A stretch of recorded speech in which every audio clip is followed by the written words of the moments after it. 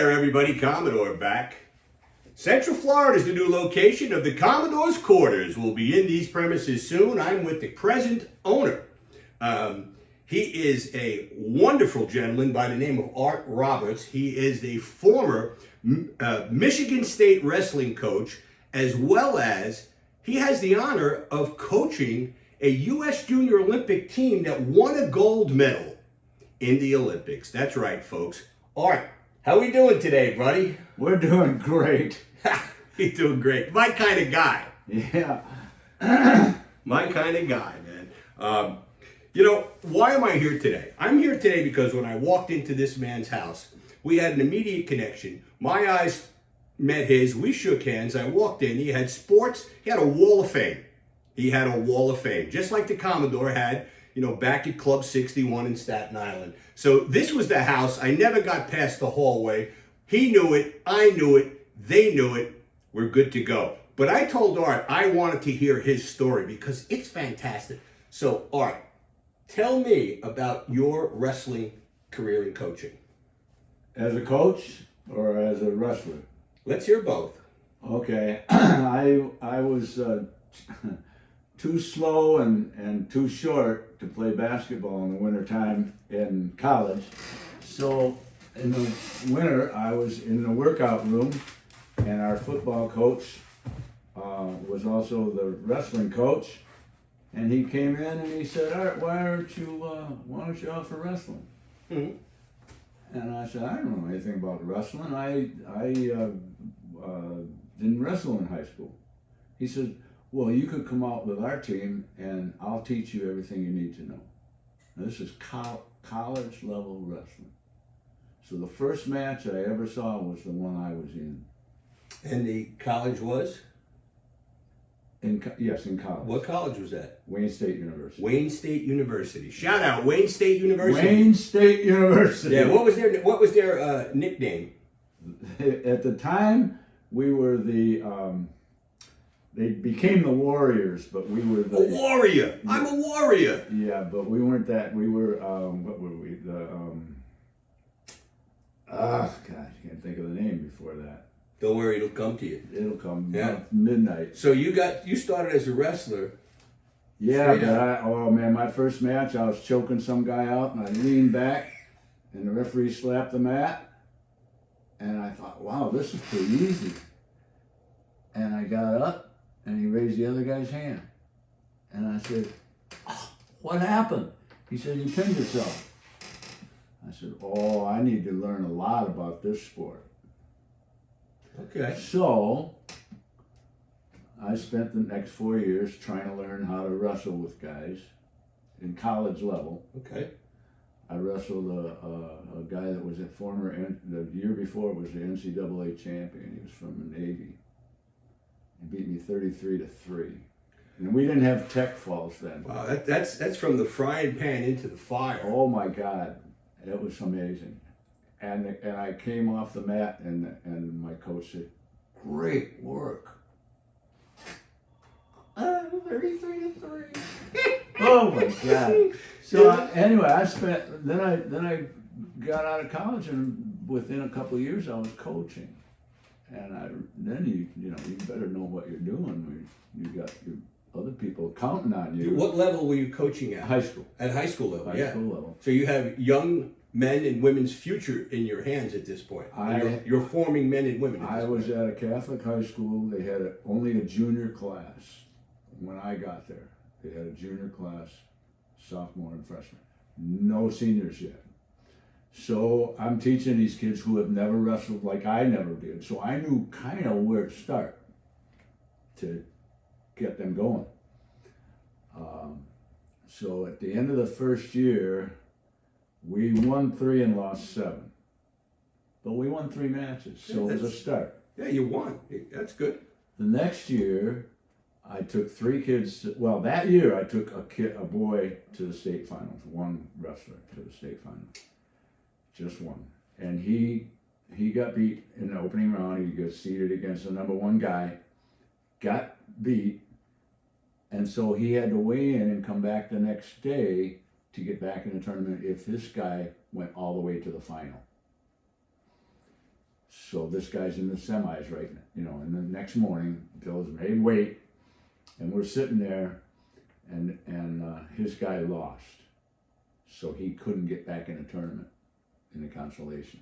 So even when you win, you could lose. That's right. So Second thing about wrestling I didn't know. he's sitting in the stands with me watching this kid lose, which takes him out of the final. And he says to me, "Coach, I'm coming back here next year and I'm going to win this thing." And I said to myself, I just hope I don't get in the way. Okay. Because that's not as easy as just saying it. Well, this kid Getting back to state finals again. is tough enough. Right. This kid came back and won it in the final match. He won 16-0. I believe you might have had something to do with that. I just gave him all the experience I could give him and get all the toughest matches I could get him. And he was 38-0, and he won the final match. 16-0. 38-0. This kid won his final match, 16-0, and it was his second year. On the mats. Yep. Okay. What I see here is similar to what we see back in the Northeast with quarterbacks in football and shortstops, where those, or point guards in basketball, where those are the big players and whatnot in big sports. Mm-hmm. But what I'm finding here down in Florida, folks, is that there's a lot more to the world than some of the basics that we know back up in New York City, such as wrestling.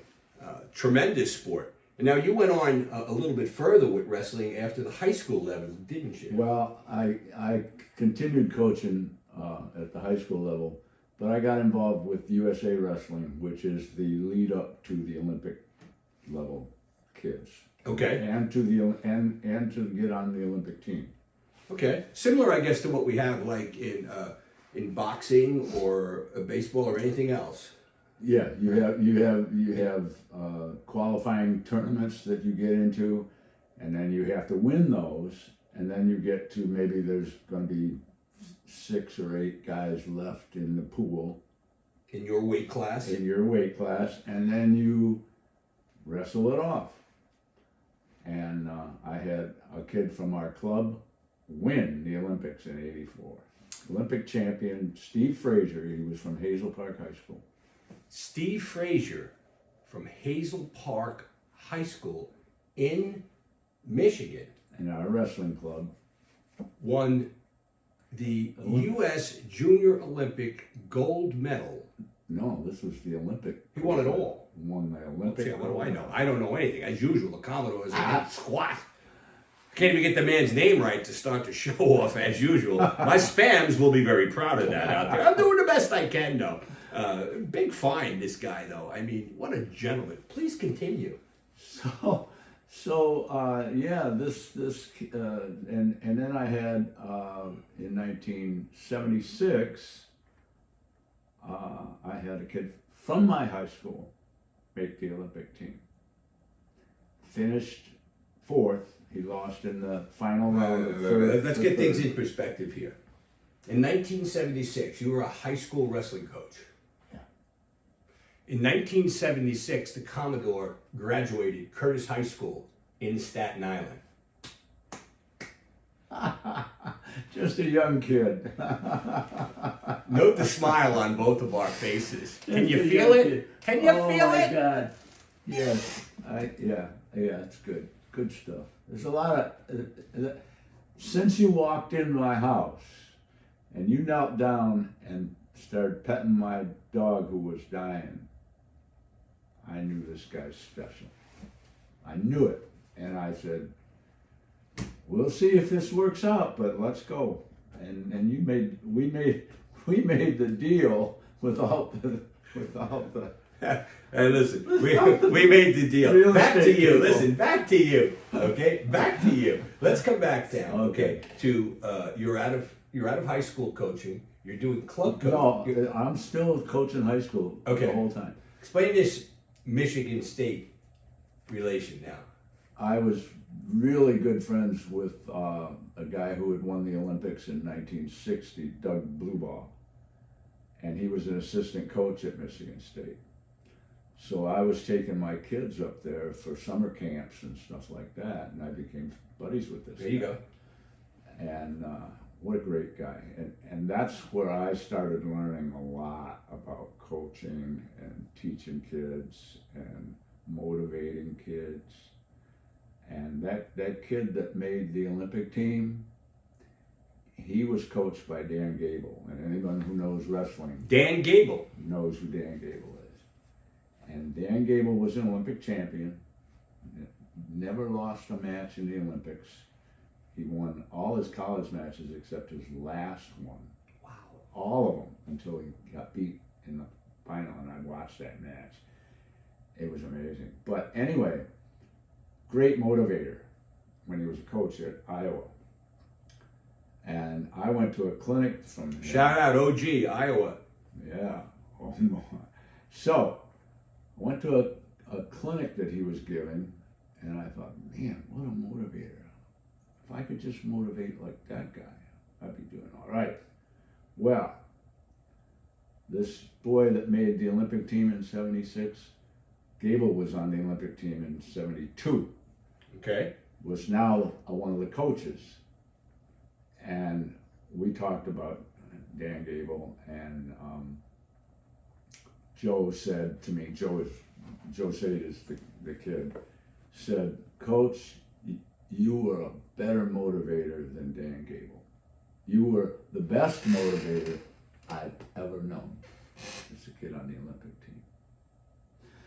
So I found that that was a real compliment. Sure is. I thought, man, I mean, I'm just trying to, Coming from that man. from somebody who's been there, knows his stuff. So I've had a wonderful, wonderful career, a wonderful life. You sure have. I've motivated kids. I've had kids come down here and ask me if they could stay overnight, just want to talk to me and tell me how much confidence I gave them, how they didn't even believe in themselves at all when they met me, and I turned that all around. So that's what makes me feel really, really good, is I've touched lives. Have you ever had a moment where one of your former athletes has come back and said something to you along the lines of, I'll never forget what you said to me on this day. Absolutely. And he continues it, and you have no recollection of that day.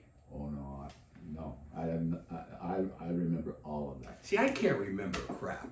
I have these young men come up to me sometimes and say, like Mr. C, I'll never forget that what you said to me when I was down in the dumps. I said, what did I say to you? And then they tell me, and I'm like, and I just look at them and say, wow, that's pretty good. That's along the lines. But you, my friend, you're sharp as a tack. You're the sharpest tool in the shed in this community as far as I'm concerned. You're a good man. He's a good neighbor. He's a great coach. And he's a motivator. What's your legacy? What do you see it as? It's that I was a good father and a good teacher, and that I touched lives. You touched the Commodore's life. I hope so. And many others right now as we broadcast this across the world. I want to thank you, Art, the good Dr. Roberts, a fine man, a man I will never forget, that I'm happy to call my friend.